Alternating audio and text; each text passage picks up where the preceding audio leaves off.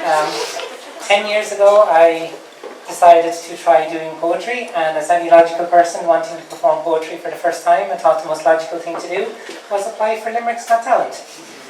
I applied and went to the opening round / semi-finals of Limerick's Got Talent. It was a small competition, and I immediately got knocked out. And then at the end of the night, they decided I got through as the wildcard vote. So I went along to Limerick Theatre in front of 500 people, having never really performed poetry in front of an audience before. Did it, went down well. At the end of the night, they announced that I was the best variety act winner. I walked up to get my prize, asked all of the singers and dancers and singers, realised I was the only variety act. Bit of a knock. But then they announced me as the overall winner as well.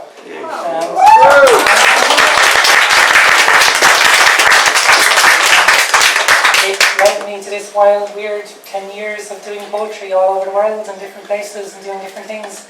But I was talking to Dora about this earlier, and one part of that story I don't usually tell people is Limerick's Got Talent brought me back the next year as the entertainment while they were making their decision. And the guy who was the head judge the first year, who was kind of, I think, the reason I won, who loved the poem I did, he came up to me at the end of the second year and just went, "Nah, you lost it."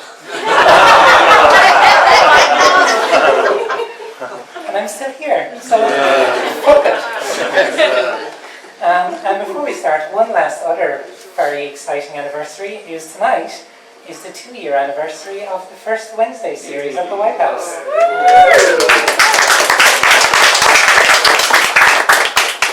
So obviously the White House has been going for a lot longer than that, but since myself and Dora came in, so we might do, and I promise we'll do poetry after this, one last quick round of applause for Dominic, Marion, Dora and Pat for all of their work in the last 2 years. Thank you all so much. So now, what you all came here for tonight, other than Fiona, of course, our open mic, and we're going to kick it off with the one, the only Mr. Dominic Taylor. Thanks very much, Lauren.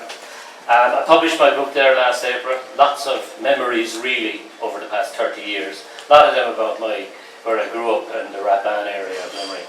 And I've been writing some more poems about Rappan. I'd like to read a new poem. And I'd like to dedicate it to Freddie over here, my old neighbour and friend. Haven't seen him in 20 years, so it's good to have him back here. So this is a poem called Karate Chop. As children, we loved to play at being warriors in our backyard battlefields. Drew our tactics from American television. This is where we learned the karate chop. Swift, silent, lethal. One strike on the next curve and bodies crumpled without resistance. We first witnessed this perfect violence through Maxwell Smart's bumbling hands as chaos agents fell without blood, without screams, their deaths sanitized for primetime TV. Our back gardens became killing fields, small hands dealing invisible death. More enemies vanquished in Rappan than in all the jungles of Vietnam. Now, I wield this technique with cold precision against my own creations.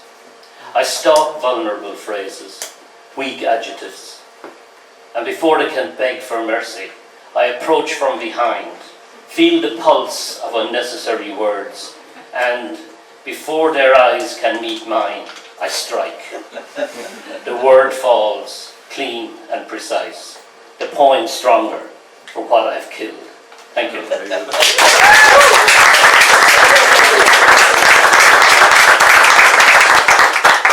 you, Dominic. The man who has done more for Limerick poetry than probably anybody else ever. They got the gentleman. He was. We have, as is White House tradition, this is a blank sheet of paper, but on the other side of the blank sheet of paper, we have a poster for Fiona, which in White House tradition, we're going to pass around the room.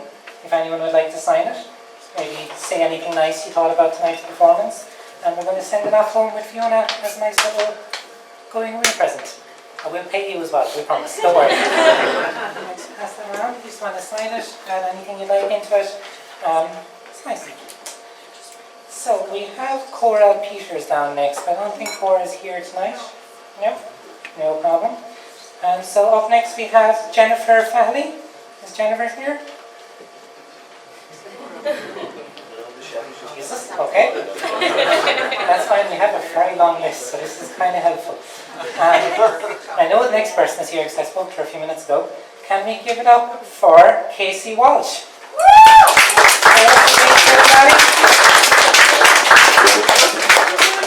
Casey took an inch seat down the back. She's a long way to come. Give her one more round of applause, Casey.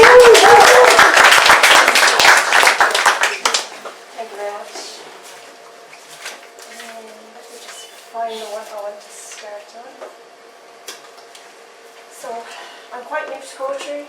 I did a different poetry event in the Wickham Bar before, Pints and Poetry. And that was a good few months ago, so my heart is beating. Okay. So this first one is called Scott, which is Shadow in Oscuilga, and it's about a dream I had one night. A hummingbird visited me in my dreams. It told me that life is not all it seems. It told me what is here is not all real, and there is more to life and what it means. I watched it as it flapped its wings. I felt a soft but calming breeze, not knowing the purpose of this meeting, left in wonder, feeling a sense of ease. Magnificent and mysterious in one being, it asked me to follow what I was seeing. Lucid and dreamlike as I was, it showed me that I can be the healing. I had yet to realize the hummingbird's meaning as I became filled with unfamiliar feelings. It told me that everything will work out, not to worry and not to doubt. I tried to capture the hummingbird's presence as it deliberately hid from my lens. Shortly after, it flew out the window as it proved to me that not everything is for show. I felt regret once the hummingbird had left, not being fully present in its presence, questioning how I could be so shallow, until I realized I just had a visit from my shadow.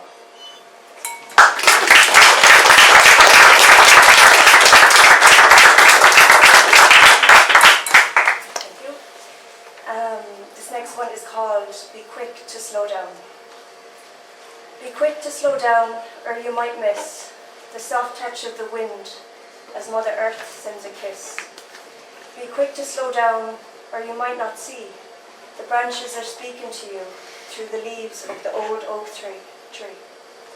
Be quick to slow down, or you might not hear the whispers of the ocean as the waves send you their cheer. Be quick to slow down, or you might not feel the heartbeat of the earth, grounding, allowing you to heal. Be quick to slow down, or you might not smell the fumes of the fire in which our ancestors dwell. Be quick to slow down, for time is an illusion, presence is a gift, ego can sometimes be an intrusion.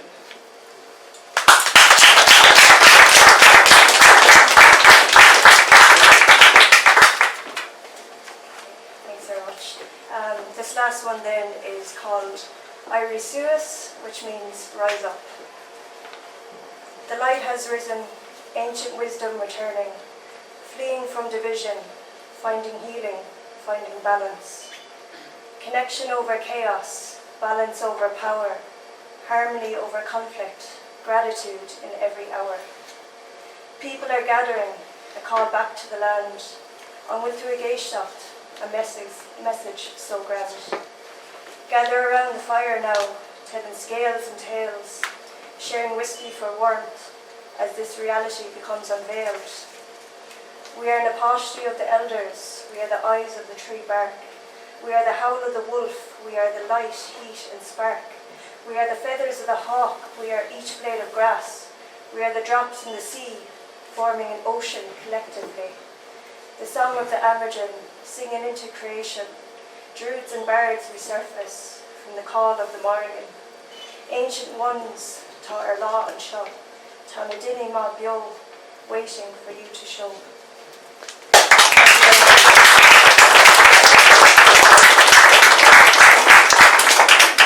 Thank you so much, Casey. Casey, is that your first time performing at the White House? Yes, at the White House, yeah. So we have another White House tradition. Every first time. Thank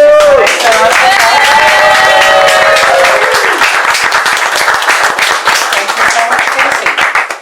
Up next, we have Beck Diaz. Thank you. Everybody give it up for Beck.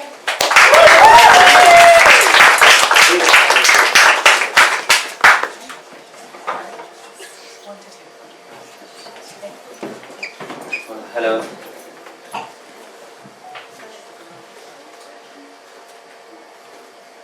I no longer pretend. I no longer pretend to be good. I no longer remove the burnt edges from my bread. From prickly pears I have taken the thorns. From bumblebees the painful sting. From flowers the severed calyxes. And from saints only plaster and wax. I try, I swear, to be like you. Beings in white robes with translucent, immaculate veils, jumpers of brown bones. I no longer pretend. I learn the dance of custom, the waltz of the trimmings, the march of the wrinkle. I am now a misanthrope who does charity, an agnostic on my knees at Mass. I accept that I am only a die and not the hand that rolls them. I no longer pretend to be good. I am happy to be just me.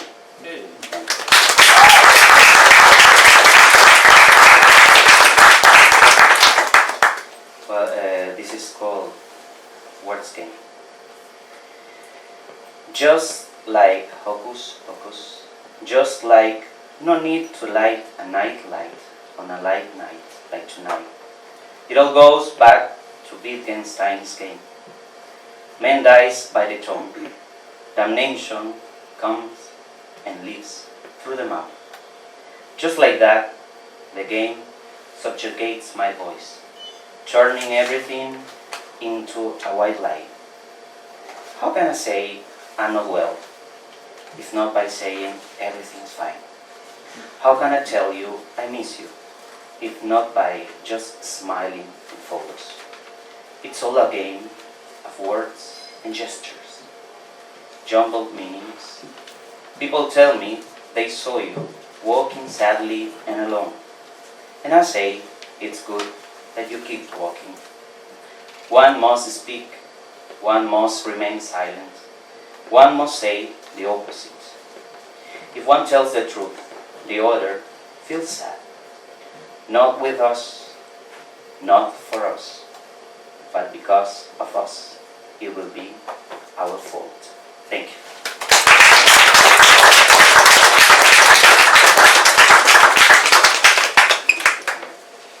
Thank you so much, Beck. That wasn't your first time action, was it? No. Yeah, second, I know. It's hard to keep track after a while, which is really like a wonderful complaint to have. Speaking of which, one of our things starting to become a bit one of our regulars. Could please give it up for Mr. John Power.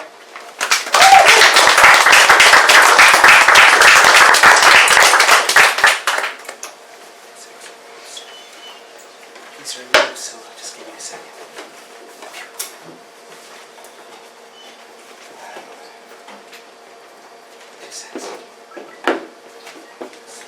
Excuse me. I think I wrote this about a month ago, and what struck me the other day was we need a reminder, and it's called Dreams. So, dreams, dreams, dreams. I want to see the red skateboard again. I want to enter the carnival, ride on the Ferris wheel and carousel. I want to throw the white frisbee. I want to see the lady in the shop buy ice cream and lemonade, see the captions on the cinema. I want to hear slot machines, put money into the jukebox and play Friday I'm in Love by The Cure. I want to dance with you under lights and surreal summers where Saturday night is always terrific. I want to look forward and back and see those elevated shapes of light on the wall and think fantastic things like aliens and other worlds. The sleeping bag, the bunk bed, See the white and blue sneakers, be surprised and hear chips frying in the chip basket. I want to talk about windows, open windows, driving in your car with the wind blowing through your hair. I'm surrounded by white noise. The waves have broken in a crescendo. I see shapes of light on the water amidst bright afternoon sunlight. I'm on a magic carpet ride. Probably the window on the Carvin Park. It was like a sleeping dream. Towels hanging on the door, kinda like time stood still, and everything was dripping with joy. You'd hear children playing and laughter. You'd actually hear laughter. It just felt like everything was beautiful in that window, and somewhere the boys of summer played. And in this other dream I can dance. Who says I can't dance? I can dance! Thank you.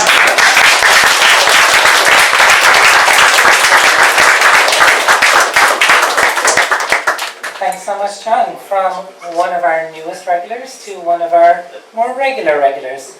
Can we please give it up for Mr. Anthony Lenihan? Well done.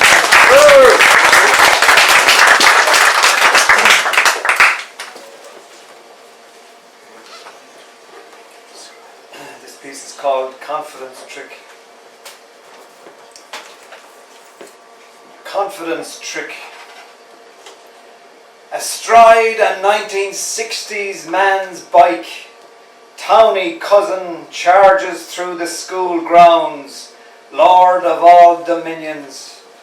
Long blonde locks flying Charlie George like, the wind billows his trademark dark anorak, ship shapes it into a broad, lively, self-assured balloon encasing and heralding those athletic shoulders and back.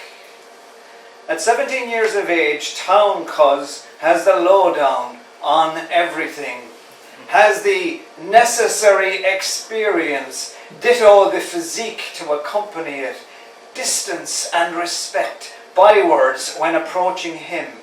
So proficient at school sports, he's revered, and he carries himself with an impressive carelessness. Country cousin, 5 years younger, is in all respects hesitant.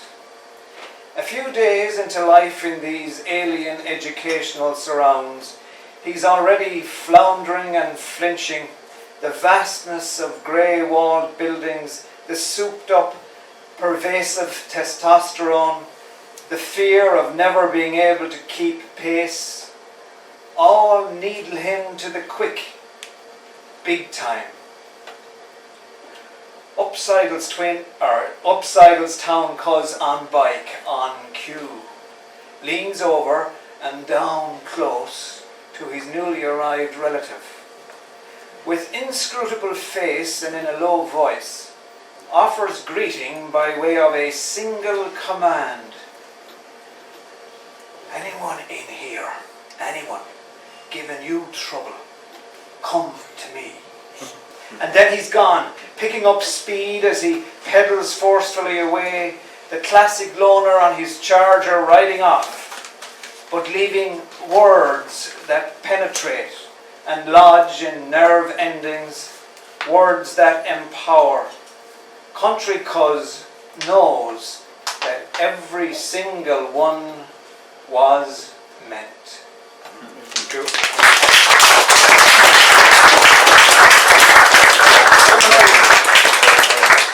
Thank you so much, Anthony.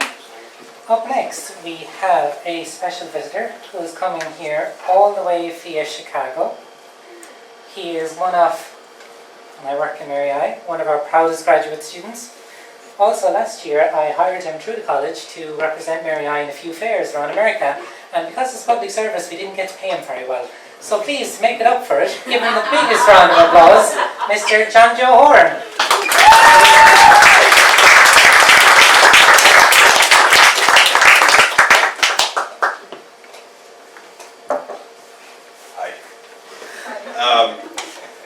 Yeah, I don't really, never did poetry. This was my first time doing anything like that. But this is something I wrote after being invited to a wedding in Ukraine by a friend this past month. is something special and something for all to see. Beautiful dresses, cross-dressing cassocks, and veranky up to your knee. With everyone dancing and everyone drinking, it's easy to forget there's a war. But then you see it, the tired faces from the missiles the night before. And then you remember that by next week, the groom will be back on the front. And you look up to the sky, feel the all-seeing eyes of Russian drones out on the hunt. And now you understand why, despite the fear and the grief, tired faces around you still smile and sing with glee. Every laugh is rebellion, every kiss is a triumph. In your Ukrainian wedding, everyone is free.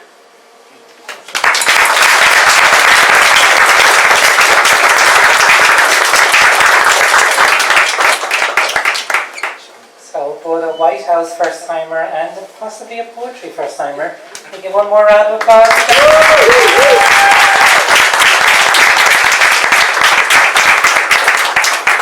I hope that makes up for the money, Chandra. Thank you. Up next we have a former poetry presenter from Limerick and one of the best dressed people in any room he walks into. Can we give it up for Mr. Darragh Roach?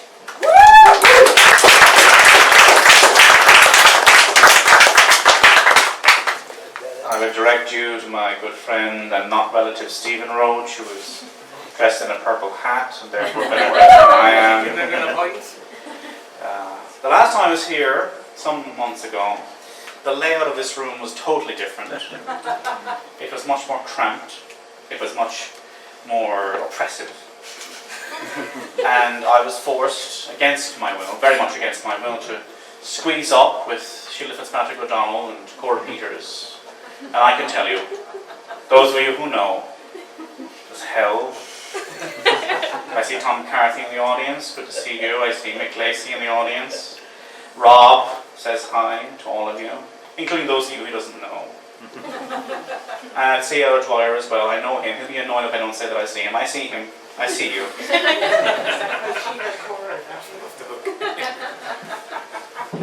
This is written this week actually, on not being a lighthouse keeper.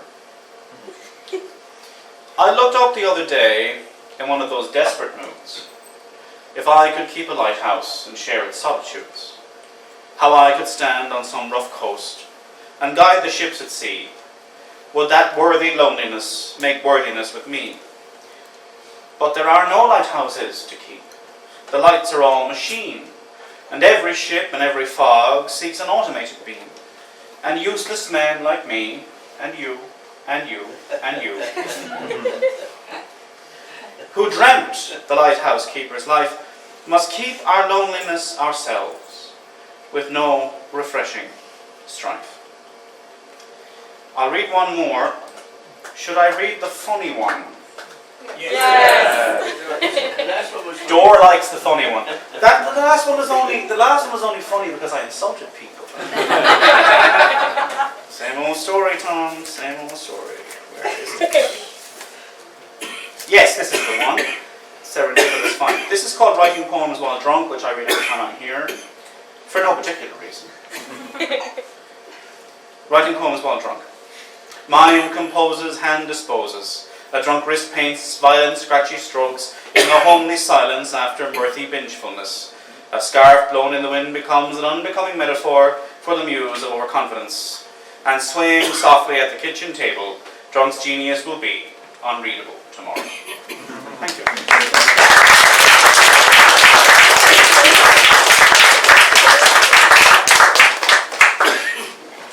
Thank you, Darragh. Stephen, I do not mean to throw any shades. Your hat is beautiful. I was just waiting till your spot to bring it up. Up next, we have I think we started doing a series for a couple of years. We started having people that if they're not there that night, it feels weird for the night to go ahead and all. And I think up next we have one of those people. Can we give it up for Kieran O'Brien?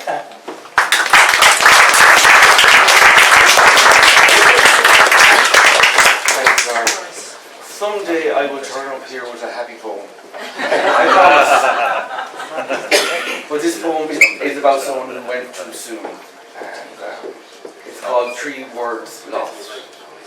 3 words lost. All there was in the clear light of day, when all is justly balanced and weighed, was a mutual pact to talk again soon.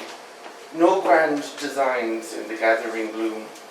Those 3 words spent at such little cost, so there could be, surely, now, no loss. To know fear is to be a human whole, but fear can be met with well-learned hope, that heady notion, courage of the soul. She'd smile to herself when no one looked. I was afraid, less hopeful than most. So surely could there be now no loss. Clutching at reason in the clear light of day, I asked others how they felt at her death. People indulged in the unwritten ways, were brief and didn't speak ill of the dead. I tried to make sense of 3 words lost. I tried to believe that there was no loss. Thanks very much.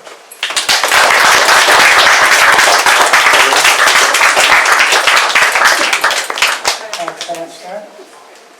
I realised I forgot to put this on. There we go. After Dora telling me to do it half an hour ago.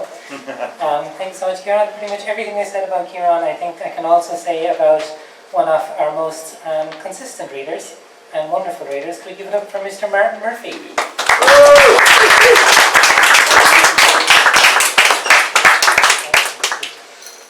I have a couple of quick ones tonight, both very different. So I'll do this one first. The time is right. Forced to reflect, I turn around the final time. I see my home for the last 25 years. No particular memory flashes before me. The time is right to leave. I didn't have to go now, but I needed to all the same. Detach myself from the safety of home, to find my better self. Necessary belongings only coming with me. Packed into 24 cubic feet of Ford Fiesta. A bit less once I'd installed myself. Mixed emotions fighting for their airtime. My mother's tears are real. Fearful that I won't survive. Hoping that I've made the right decision. I know I have. As I pull away from the curb, a new road opens up before me.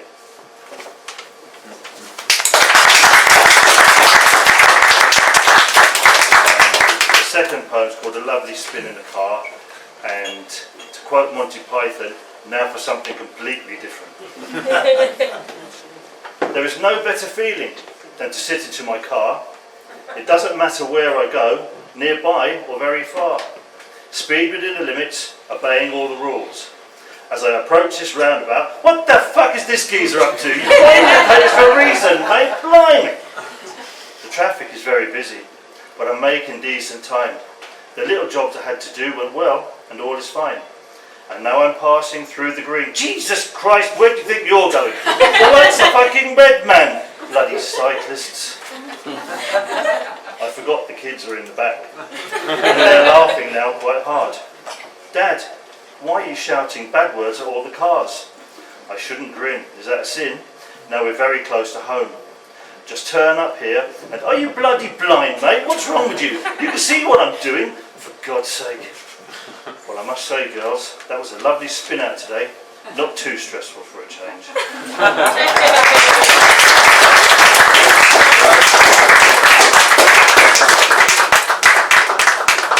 What's that fucking geezer up to? So I realised we have a lot more people on the list and we are quickly going through our time.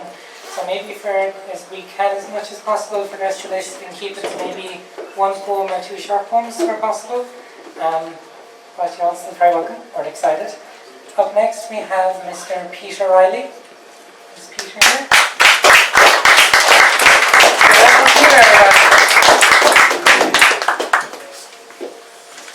Hello everybody. I suppose really what's very interesting about this poem is I wrote it last July, okay? And I was all excited about reading it, and then my wife told me we got free tickets to see Paul Weller. So I just thought, right, I'll have to see one troubadour and I'll have to say it again. So it's really about my experience wandering around the south of France looking for lunch. Now if you've been in the south of France, you may realise that lunch is served between 12 and 2. But we didn't realise this. So this is my experiences of looking for lunch in the south of France. But we hopped off the bus after 2 in a quaint French ville of Serignan, where they love to say ne rien. You see, arriving après 2 will just not do. Because dans le sud de France, lunch is served from between 12 and 2. Like a lost tribe of Israelites, we wandered around under a hot sun, knocking on every door. Weary waiters simply frowned, saying fini, pointing to the boulangerie. Alas, we wanted more than a mere pastry, which was such a pity. While the locals stayed cool under a canopy of trees, playing boules in the square, after enjoying the last morsels of their tasty meals. Suddenly spying a sign for tapas at a nearby cafe, on venturing into its dark interior, uttering the word manger, the owner replies nonchalantly, non, boisson. Everywhere pregnant men seem to stare, proudly patting their bellies, sipping pasté or eau à périgueux, the damage caused from enjoying too much fromage. We retreat back to the boulangerie, finding a lone garçon abandoned after the lunchtime rush. Les jours de serment etched in his jeans, while bien sûr unable to even make a croque monsieur, causing much despair. So we opt for fat sausage rolls to fill these huge hunger holes, while a withered-looking sedan wanders by on a quest to buy a pack of shita.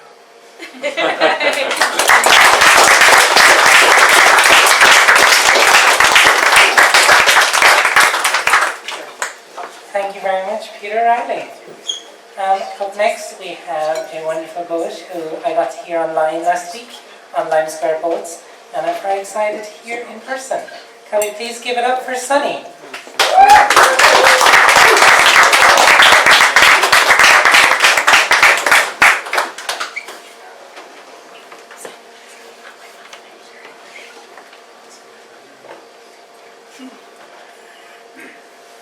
Hi.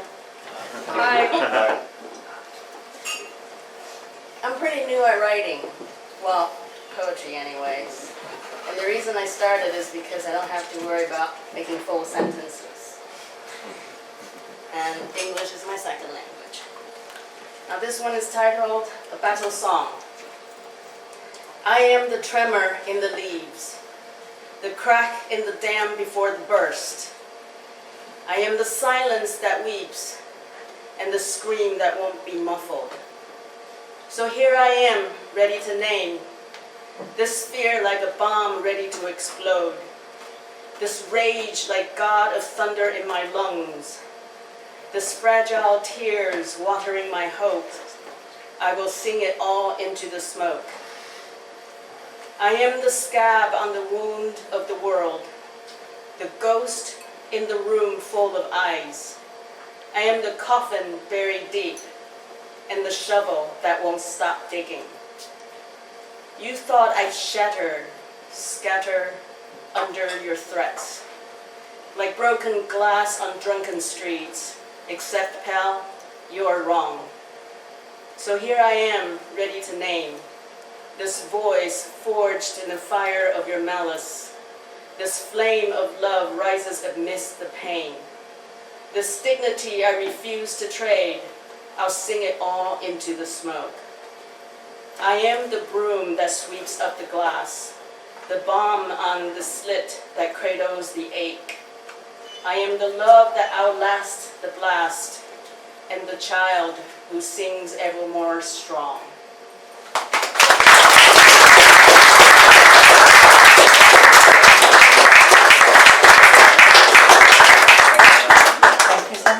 Just as good in person as you are online. Is this your first time at the White House, Sunny?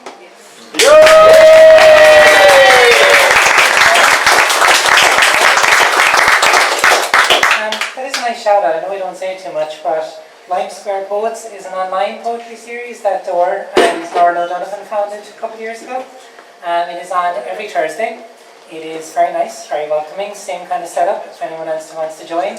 It's every Thursday, so if 1 month is just too long to wait for your next poetry fix, you can go on. Myself, Dor, or Molly Toomey, who's a wonderful poet from Cork, will be the host.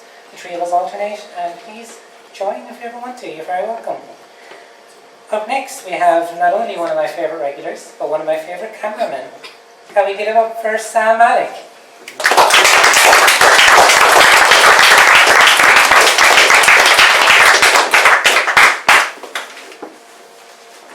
Hello, good evening. Hello. Hello. Some description of my poem. I am poet. I am art artist. As everyone understand my poem, it is my responsibility. The story, each of my poems, rhythm, format, theme is independent. No match any other writer in the world. But it is a poem. Why did I write the poem? What for I wrote this poem? I wrote this poem against starving, poverty, violence, and genocide. There are 4 characters exist in this my poem. Me, President of France, Emmanuel John Michel Frederick Macron, starving children of Palestine, and the great king of Olympia, Greek mythological power, Zeus.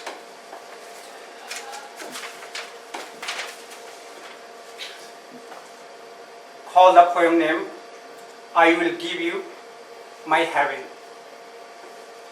The universe, power, desire, time, faith, Jupiter, destruction. I am running in this universe, expecting for a pantheon of the justice, expecting for a destroyer of violence. I am flowing from Mesopotamia to the Congo River. Sometime I dream between cry and starving in the broken city. O ruler, President Emmanuel Jean-Michel Frederick Macron, you can be the Greek mythological king of Olympus, power of thunder, pantheon of the sky. But if you go to the Palestine, among those hungry children, if you give them a piece of bread, then I will tell God to give you my heaven. Thank you.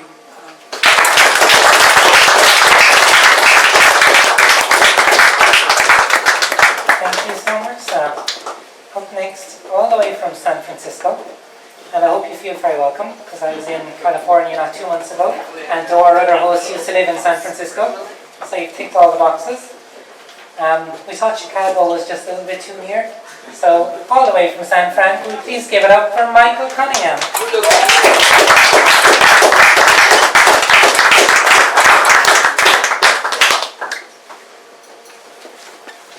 Thank you. Just in case anyone's worried about my accent, I'll explain. My parents were born in Limerick and Ballylochan. I was born in Wales. I grew up in England, so I'm really an Irishman with an English accent, which, having spent 25 years in Boston, is a very unfortunate state of affairs. I might add.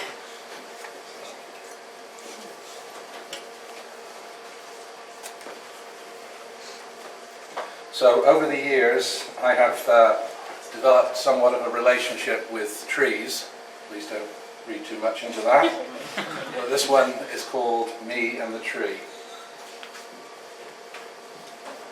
There she sits, majestic, towering, upright.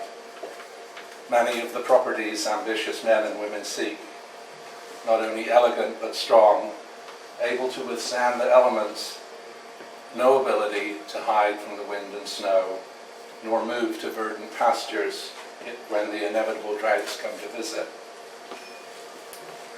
This tree, with as many years as me, has not moved, yet has met many over the years.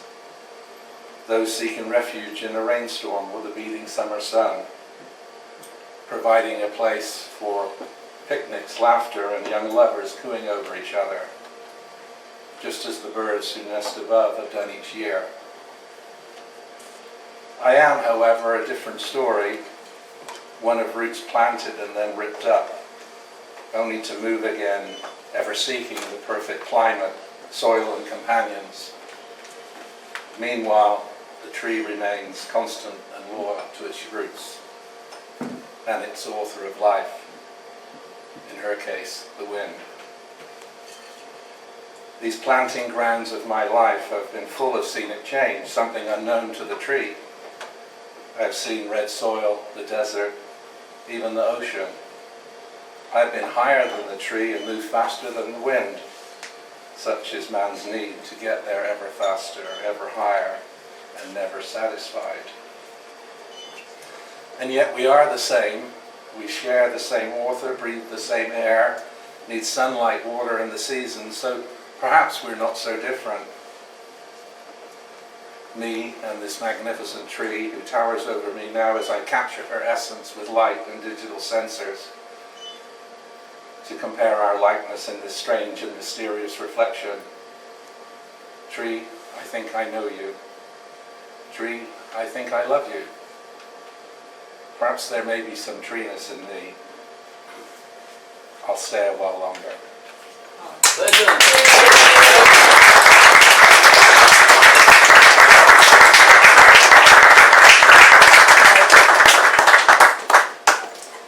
Thank you so much, Michael. I get used to this, Tommy. This is quite comfortable. Nice. It's very comfortable, man. I might stay here. This is quite nice. Can we give it up for Mr. Tom McCarthy? Next.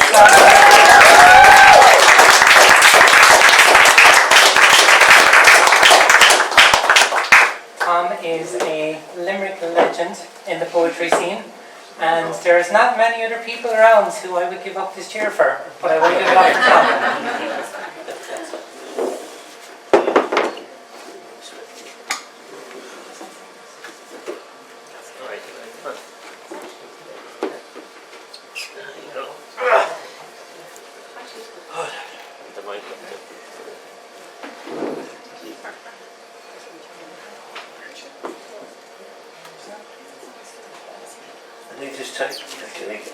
It's time to give up, I think.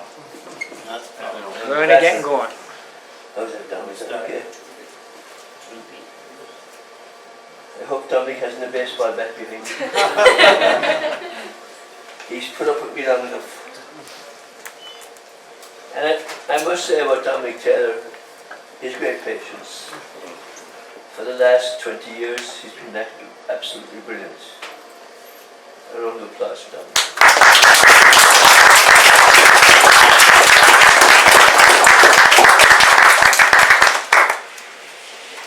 I have two poems. Wie treten die niemals das Grab einstuten. That's just to express the fact that this is a war poem.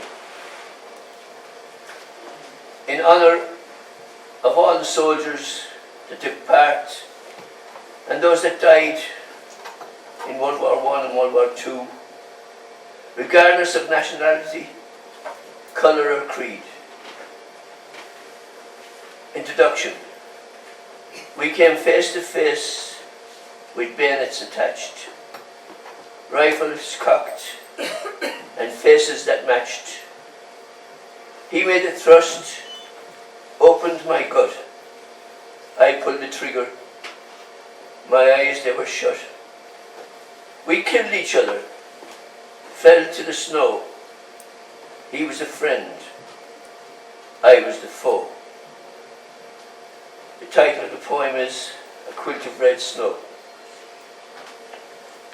No one was to know how I had befriended the foe on my deathbed. We swapped photographs of our families and talked about Christmas on a quilt of red snow. Ik wil niet sterven. Ik wil niet sterven alleen. I don't want to die. I don't want to die alone, he whispered under his bed. I responded with, Ik ook niet. Ik ook niet. Neither do I. Neither do I. We both shed a tear, shook hands, apologized for having me tricked, into hating each other, for having been forced into killing each other, our frozen bodies carelessly carted onto a cascade of broken bones. Wie treten sie niemals das Grab eines Toten? Never walk on a dead man's grave. Wie treten nie niemals das Grab eines Toten? 'Tis only the brave that die young, and medals of honor are pinned on the chest of those that were forced into using a lifeless torso for cover.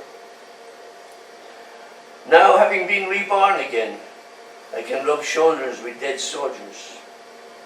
I can see a regiment of young soldiers with fixed bayonets, thrust into the realization of uncertainty when hearing the command, "Übertrieben! Übertrieben!" Over the top, over the top. I can hear them whispering to each other, "Ich will nicht sterben, ich will nicht sterben allein." I don't want to die. I don't want to die alone. Ich auch nicht, neither do I. Ich auch nicht.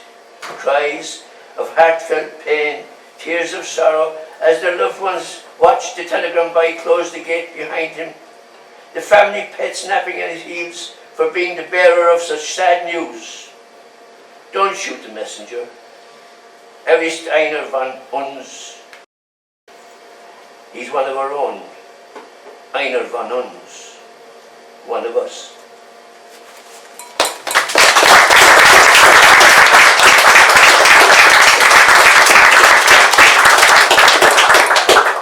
And this is a short poem I want for you, lads. Silence.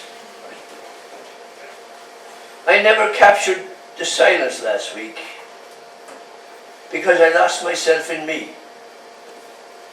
Knowing if I fail to hear the silence between the words, then there's nothing there. No one's listening, the audience has gone home, leaving no place for silence to linger. Silence will only socialize with listeners and those that pause between their words, allowing silence to breathe. Before a storm, you can hear the silence, anticipation. Before the planes, you can hear the silence, fear. After the bombs, you can hear the silence, death. Silence speaks many languages. It is an entity coherent only to those that seek out the missing link. The link that joins silence with reality. Thank you, lads.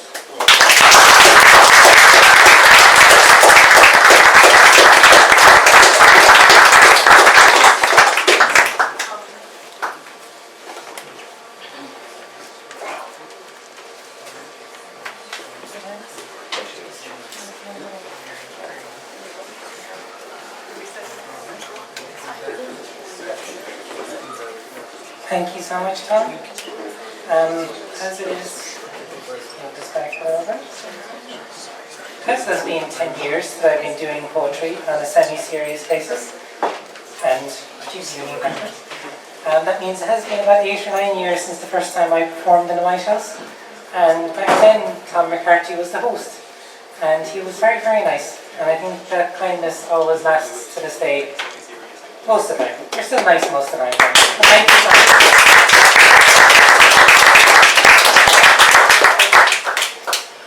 Up next, we have one of our very own Limerick City's poetry prodigies from the same family. Can we please give it up for Kaya McCarthy?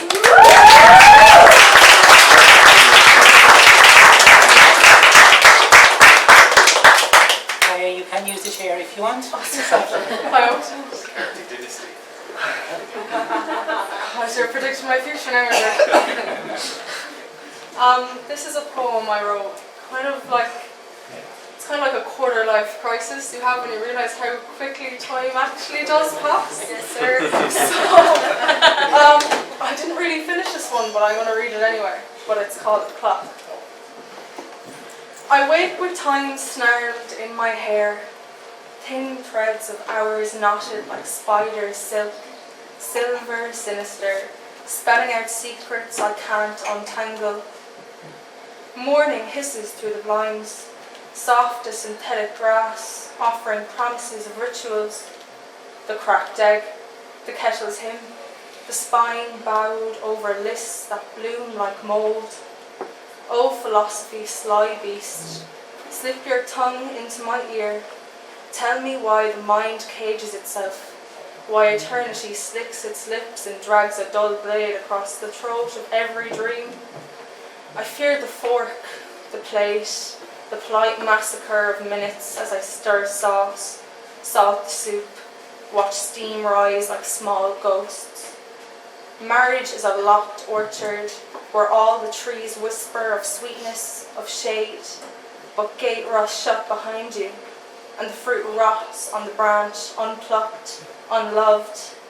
I want omniscience to swallow whole the dark pearl of knowing. Let it nest in my gut and hatch bright stars. To slip the leash of the calendar and clock, run barefoot through Plato's cave, and strike the change of every trembling shadow. But the world keeps grinding its teeth. The sun swings its slow pendulum. I stand in the kitchen, hands raw from bleach, whispering small rebellions to the suds that burst like tiny universes, each one a cosmos collapsing just beyond my reach.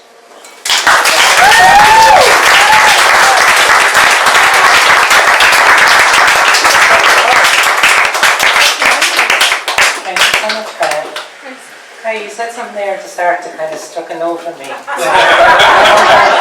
Something about a quarter life crisis, and like, I'm just thinking, like, if somebody wrote about the quarter life crisis, there may be a poetry book that might be for sale over this table for €15 or 2 for 30.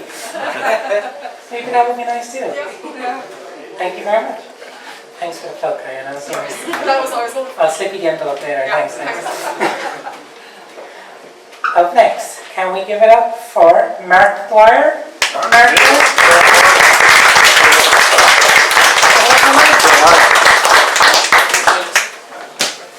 Good evening.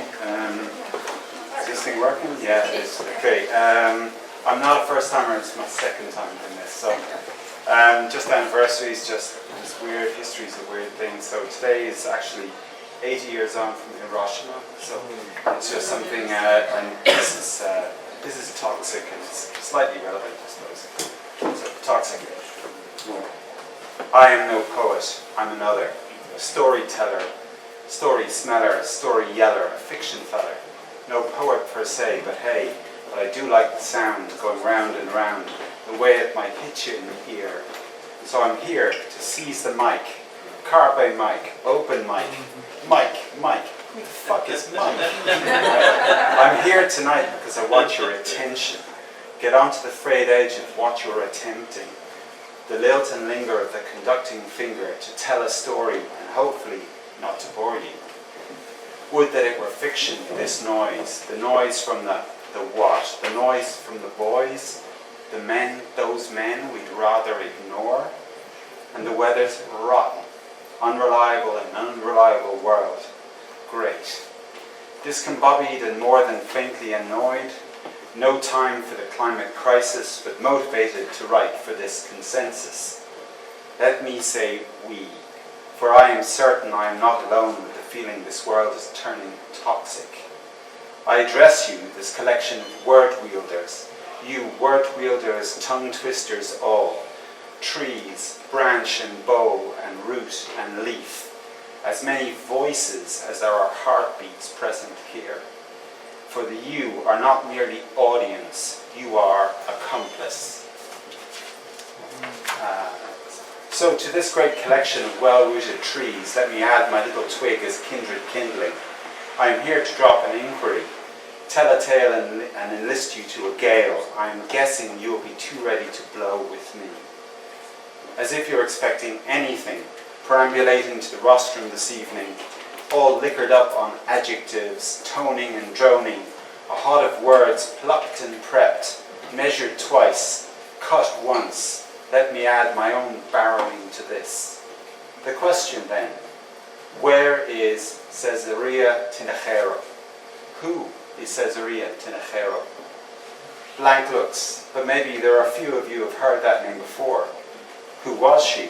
Do I see any directed looks? Any raised eyebrows? Is there movement filling these 17 letters across? A click of the pen, a knowing nod. Simple. She was a poet. Hey, you say, that's as ours, that poetry thing. That's not a plot, it's not. Rising action and turning point, that's ours. Meter, rhyme and breaking rules, that's us. Nay to fiction. True, poetry the passion of the putative Caesarea, but there is a wrinkle in this unwinding. Those with their earlier nods may have seen it coming. She lived in a work of fiction. She was one of the visceral realists, a clump of poets who fared briefly in the sprawl of Mexico City. One could observe for the veracity of their art, their common passion, as here, a reverence for the words, like here, across every human line you might ever posit as boundary. Efforts with little thought of reward ever, all of us in our own way, given over to this compulsive disorder, our collected wrinkles and unwindings. We are all standing on the shoulders of giants. One of those giants was Roberto Bolaño, whose mind conjured up the bold Caesarea, a Chilean who died aged 50 of liver failure, July 2003 in Blanes on the Costa Brava. The irony of writing, often remarked upon, that you need to be dead before you are discovered. Bolaño was never successful in his lifetime, exiled from Chile by Pinochet and his own mouth, his pen and related behavior, and from Mexico by unwanted attention. He landed in Europe and travelled widely, and left us from that coastal town in Spain. So, standing on the shoulders of giants, all of us, hot in youth, or cooled by age, in that state of noticing the music of what happens, the lyric in events unfolding, the made better, the made other, the made Marian. The accident of roles and happening, all the bad manners of shenanigans, up to the lofty optimism of stars. This thing we do, strutting and fretting our hour upon the stage, hour, millisecond, microsecond, gone. Dust on this stage that's not even a stage. This tavern board, a gathering of smiles and nods, waiting for Punch and Judy, waiting for the punchline to drop. But outside, across the street, across the ocean, east and west, west and east, there's Washington and the West Bank. Those boys, those ridiculous, evil men. That disorder I sense we're all feeling. Into the stanza, into the plot, into the plop, into the pool, a percussive slap in the puss. The pup, pup, pup, pup, pup of what happens. We pinch and pilfer and push and polish. We poetize on the daily things, what life brings and takes away. Now many of us feel dumbstruck, gobsmacked, widespread, ridiculous. The taking away of words, the leaving of shrugs, the real made unreal, the art of the steal. What can we do? We're dust, remember, on a tavern board, grown old and mild animals, in a world that was supposed to be polite. No, it must be no. Stab the page, no. These are our 26 letters, even if you did buy X. You made it toxic. We can live without X. The world publishing community unilaterally agreed to pivot to use KS or SH and leave X as a label for exploding rockets. So welcome to the campfire. Throw on another tavern board from the old pub, from the real White House. Someone's making tea, someone's painting banners, rubbing shoulders, minding manners. What do we want? Insert annoying, unrealistic, naive demand here. When do we want it? Now. Maybe sometime? Yes, sometime would be nice. Can you be nice? No. Power comes from the barrel of a pun. Pup, pup, pup, pup, pup. Pattern, ponder, point, polish, poet, the art of the steel back. Misbehaving on the shoulders of giants. So the point is, the point of the power of the pen, our power. The pen, the mightiest invention of all time. An opinion, but I suspect you'd agree. supported to a T by the efforts of Gutenberg. I look at all the typefaces in front of me, each your own, that long tradition of failing better, thanks Sam, on the shoulders of giants. You could build a city from all those books. Our life, allow me the hour, lives muddled with bookshelves. We all have our own, and here at home it's a big thing, it's an us thing. All of us, in a curiously wet country for paper. So on mine I have Roberto Bolaño, his savage detectives, looking for Caesarea Tinajero. €5, second hand, red books, Wexford Town. You can't make that shit up. He's 2666 and the murders in Juarez. I love those Spanish Jesus. Ireland and South America, what a mouthful. Che Guevara pouring pints in Kilkee.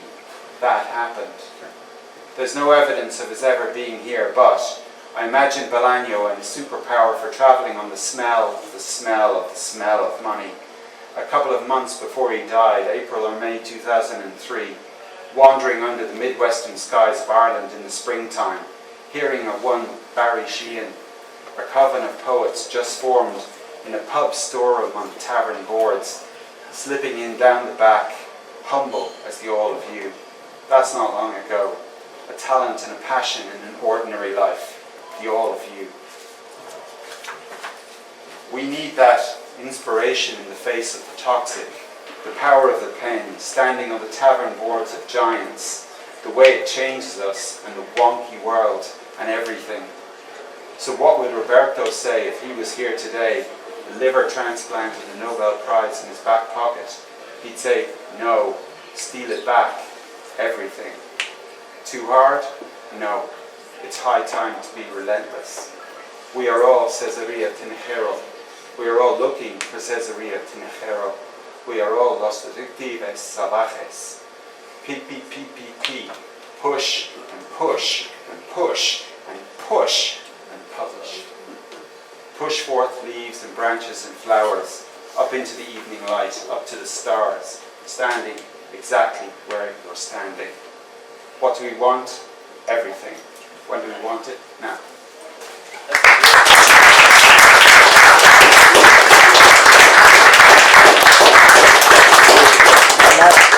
Thank you, Mark.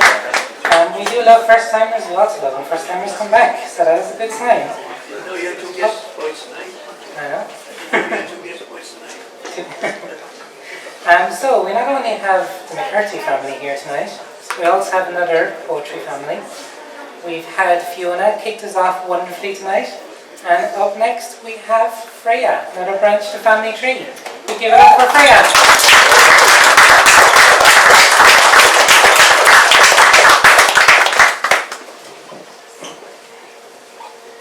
So this poem is called Kinsale, which is the name of the village in the Norwegian mountains that my grandfather is from. Sorry.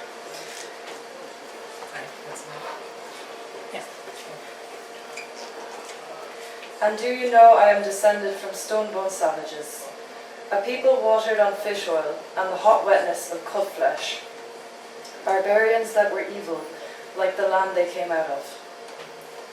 Think about the sea, full up on fat cold whales, creeping into the land, and settling around the feet of mountains, like the feet of limpets, flat and sucking and slimy.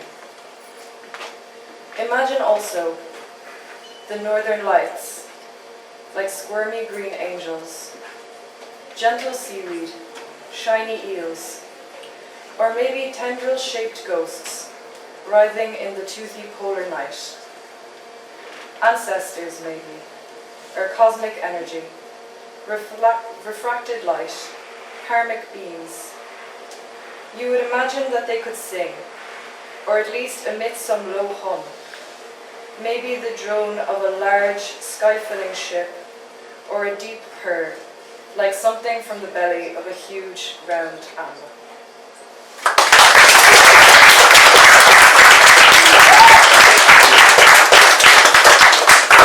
Thank you so much, Freya. Putting it up to Fiona there, definitely. Nicholas, would you like to join us for the evening? Please everybody give it up for Mick.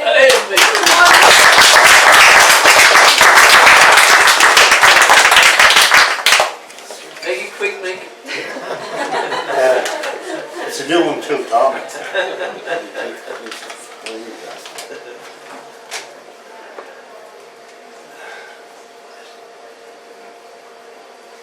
Endgame. In a black and white priestly garb, topped off by a derisory hag's wig, he sat majestically in his own mind at the bench in the forecourts on the 12th day of our Lord, 1949. The criminal in her late 70s, a small-boned, arthritic woman, was led in by a large guard. Her crime read out at length in guard speak was followed by a heavy silence from the bench of the wig with the hag, or the hag with the wig. Do you understand the gravity of your crime, madam? A nod. Have you no voice? The guard intervened to say that the defendant had not spoken since taken into custody. Very well, you will answer with a nod or a head shake. Do you believe in the hereafter? A nod. You must know suicide is a passport to hell. A mix of nod and a head shake. You left a shameful note, it's here before me. Have you any idea of the suffering inflicted on your family by your selfish attempt? A head shake. Have you confessed? A nod. There followed a grave silence till tears flowed down the wrinkled face of the criminal. In summing up, he said, "This case I will not apply the full rigour of the law, but be mindful, madam, if you appear before me again on this charge, you leave me with no choice." Then loudly, "Do you understand me?" A final nod. Take her down, guard.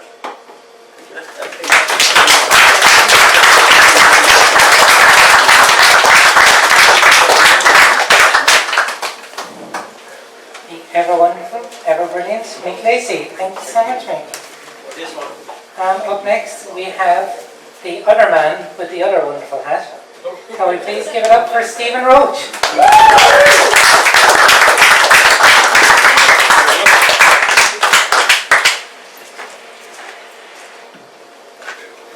Hey, how are you everyone? I just want to say I'm very grateful for having poetry at the White House all these years, and it's been about 17 years to this day since I started reading here for the first time, and I'm really happy that it's still going, and thank you guys for everything you've done, and I'm entirely grateful.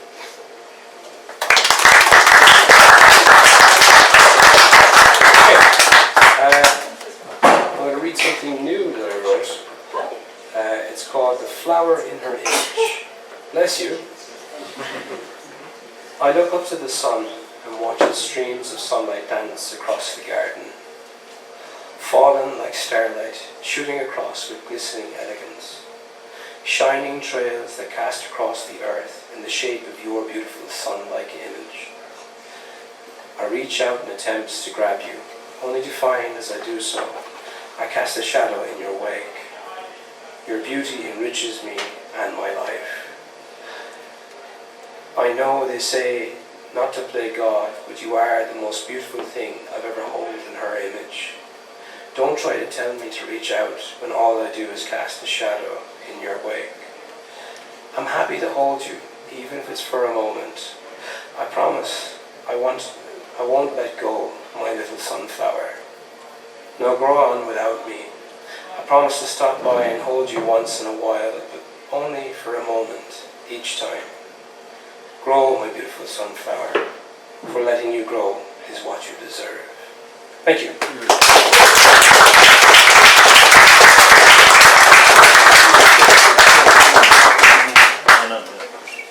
Thank you so much, Stephen. Fantastic as always. Up next, from, you're very welcome, from our very own poetry, Revival Press poetry editor, can we give it up for Mr. Tommy Collins?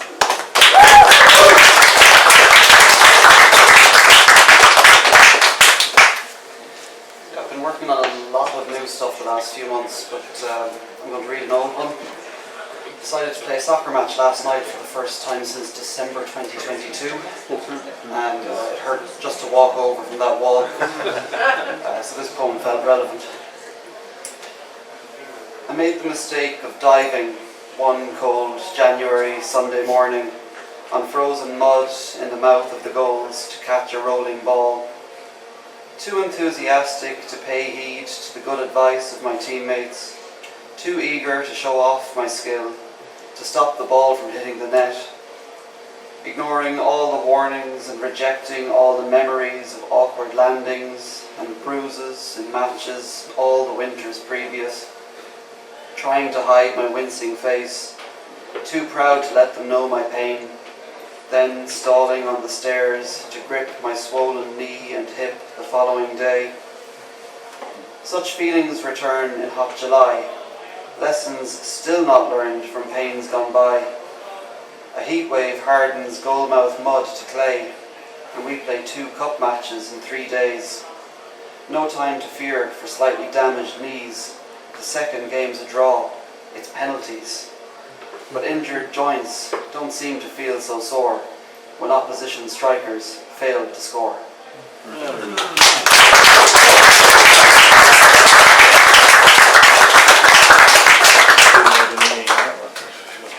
Thank you so much, Tommy. Up next we have the former Adair poetry in residence, among many other things. Can we give it up for the wonderful Mr. Edward O'Dwyer?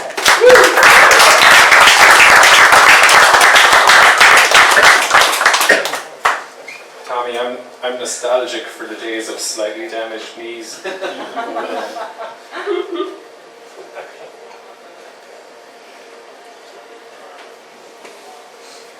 Has anybody here ever done a drawing class? What? A drawing class? Yeah. Drawing, come on. Yeah, drawing. You know, draw a picture. Anybody ever done a drawing class? Yes. Yeah. Okay. Has anybody here ever drawn a nude live model? No. Yeah. No. Okay. Well, next month, or next month, before. This is a poem kind of about that. It's called Intermediate Life Drawing. One of the fundamental things about an intermediate life drawing class is it's neither here nor there-ness. It's drawing class purgatoriness. Some equivalent to God has decided in all their wisdom, you are not ready for the advanced class. And has fashioned this new in-between place, especially for your kind. In my own case, I'm sure this has to do with proportion. How I'll often draw a head too large, or arms too long, or two shoulders that can't agree. Fine in themselves, but anatomic mismatches when put together. If in the advanced class you did this, it would be intended, attributed to a clear artistic statement, style.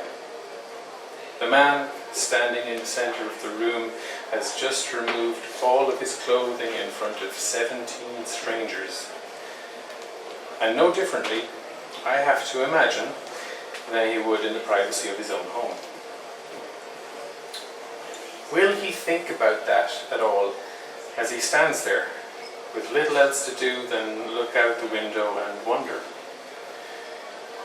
that this is the intermediate class, that we are deemed not ready for heaven because we still struggle with things such as proportion? If I was in the advanced class and not purgatory, I'd get his penis just right, or at least just as intended. But here, It could go either way. Does he care? Money shot, as our friends in America call it. I'll get to it later on, when I'm ready to look directly at it. In the advanced class, of course, I'd never be embarrassed about such things as a penis shamelessly, brazenly dangling there, the heavenly light catching it, just so. Thank you.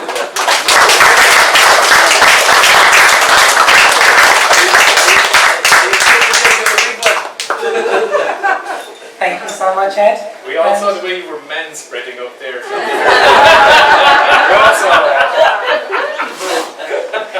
Up next, we have our final poet of the evening.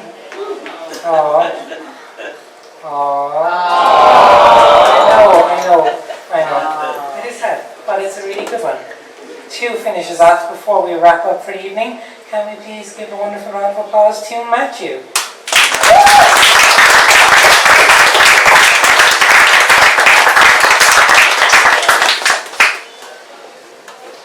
Okay, this is quite long, so I'll make it brief. So I wrote this as a thank you to all of you for the acceptance and everything else. So, like I said, I'm gonna not talk too much about it, but I'm just gonna read. So, this is called Thank You.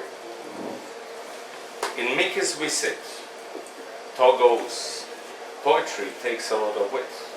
We keep on talking, many people are still walking. I think I already talked long enough. Stephen has a suggestion. To what I have a question. What do you think about poetry? I say, I'll give it a try. While he writes, I do too. To me, it feels like a voodoo. I put the pen to work while he was still looking for a fork. Food is on the table, but he is still not able. Chernobyl is the poem's name. Hopefully, this isn't my claim to fame.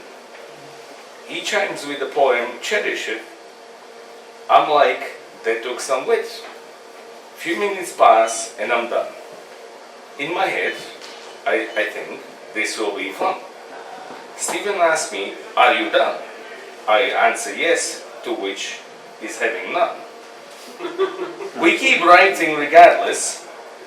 No one is here to settle for less. Into the White House we go.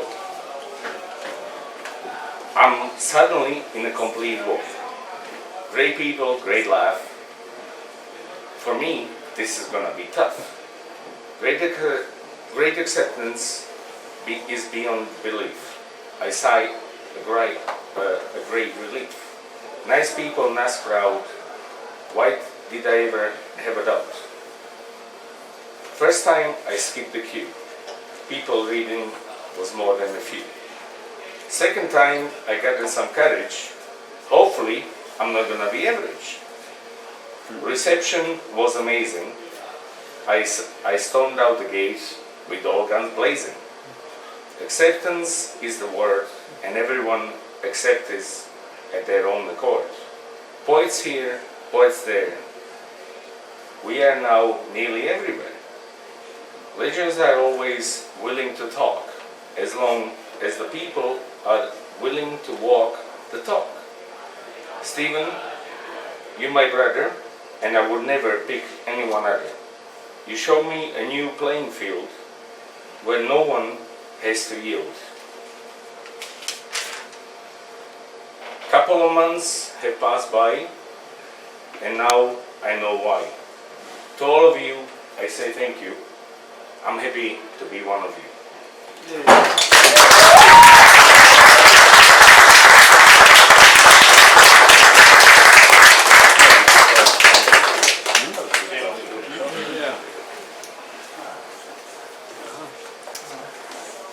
What a way to finish up. Thank you very much, Matthew. Thank you all for a wonderful night. It is, as always, one of my favourite times of the month. Can we, before we finish up, give a massive, huge round of applause for Fiona, our feature reader.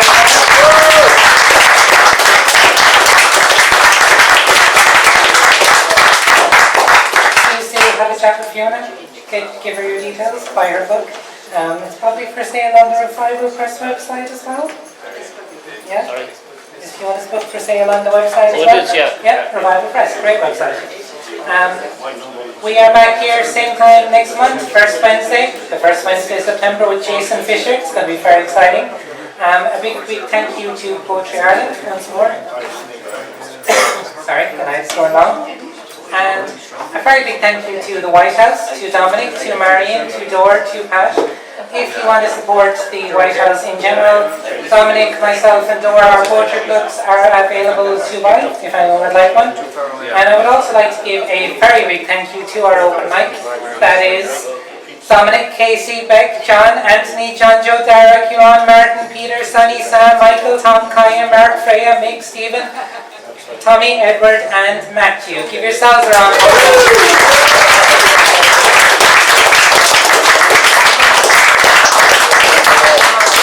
Thank you all so much. Safe home and see you next month. Thank you.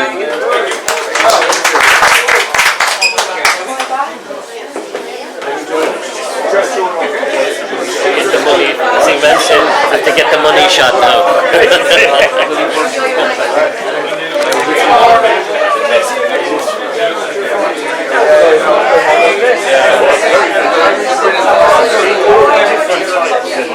Different kind of ways people do it.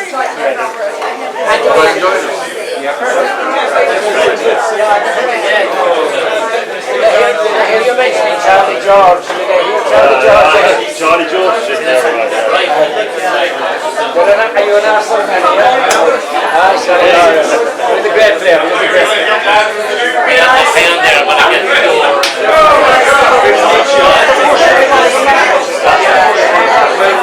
Yeah.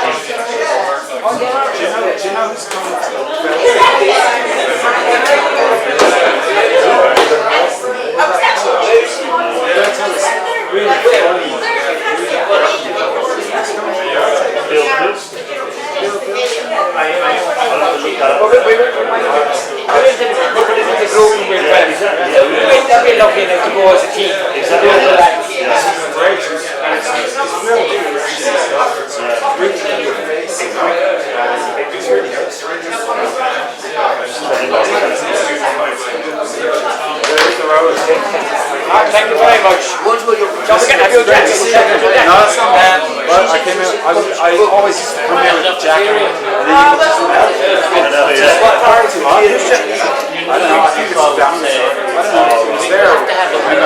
See you next week. Yeah, I'll see you next week. Yeah. Then it's poems then, right? One about, say, 40. The show on poems. Have you got 200? Pick out the best.